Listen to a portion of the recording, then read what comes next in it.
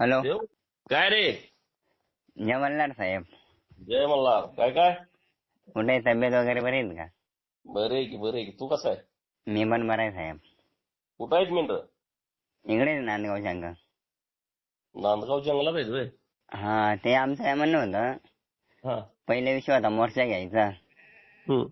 मग मोर्चाचं म्हणलं मोर्चा घेतल्या पक्षी डायरेक्ट तुमला आणि देवेंद्र साहेबांनाच भेटून काय विषय तो मांडू म्हणलं मेंढपाळांचा असं. ठीक आहे, तुम्हाला सांगतो मग तुमची टीम घेऊन या, भेट घालून देतो. हो आमचे म्हणजे भरपूर 500-600 मेंढपाळे आणि साहेब माहिती का काय विषय आहे? हम्म.